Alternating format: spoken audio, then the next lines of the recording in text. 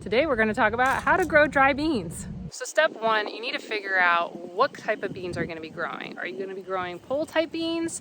Are you going to be growing some bush type beans or some low type of trellising beans?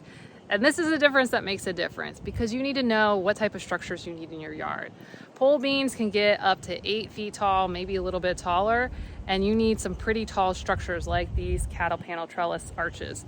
Or you can, if you have lower trellising type, you can do some TP-leg structures like these ones. This may be a little bit of chicken or egg, but you can either decide on the type of structure you want to do first or the type of bean. Now here's the watch out. All types of beans do not want to grow everywhere.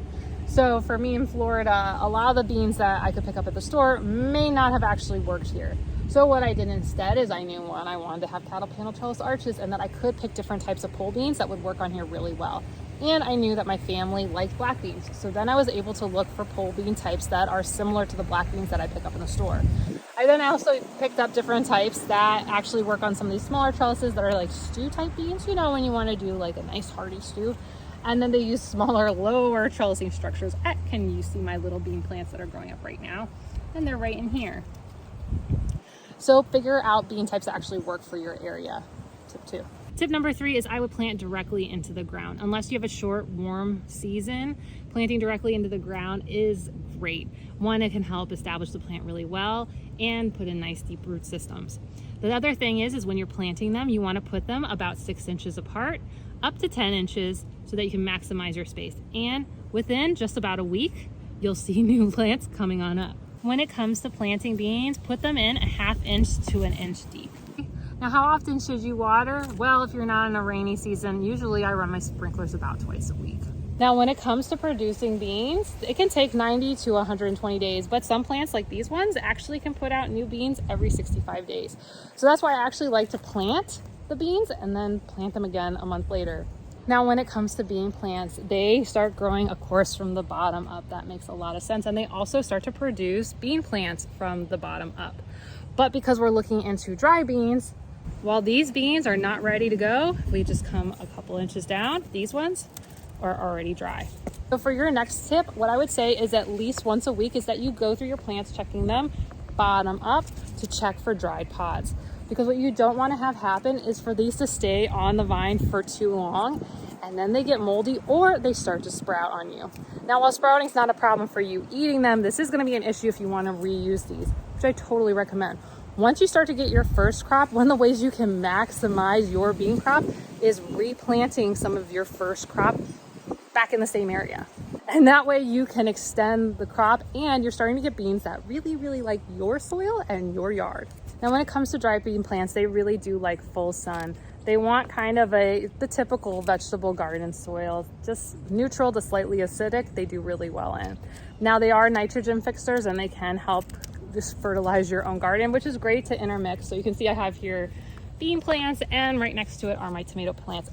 And what's fun is my pole beans are actually being a natural trellis to this tomato plant and helping keep it on the trellis.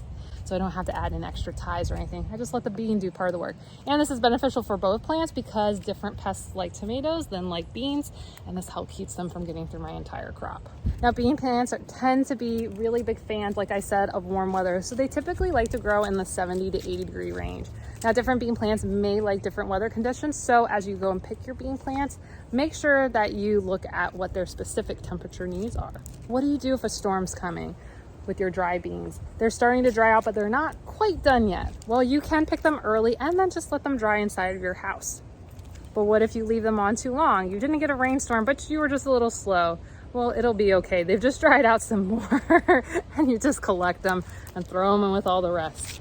I am not prepared for today's harvest. I thought I only had a couple that were ready and I am clearly incorrect. So I need to go get a bucket or something. But you may be wondering, how many plants do you need in order to fulfill all the bean needs for a year for like a family of 4? Well, it's like a lot. Now, the good thing about beans is that it's like a 1-to-3 ratio. What does that mean?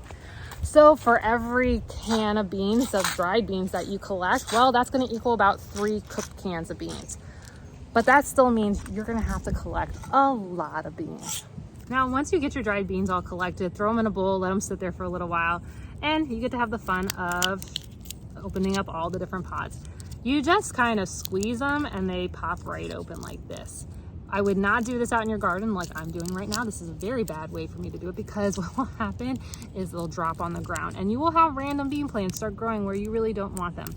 And while I have tried transplanting them before, it usually doesn't go very great. I've had some success, but I wouldn't really count on it. It's best just to do these over a bowl in the kitchen and then make sure that you get all the beans that you grew. Oh man, I just dropped one. Beans are a great starter garden plant for those who want to do gardening with their kids. They're easy, they show changes pretty fast, and if you can get them when they're really little, they're fun to crunch on for the little ones. And adults too. And if you want to check out my amazing bean harvest, go ahead and check out this video here. Okay, I'll see you soon. Bye.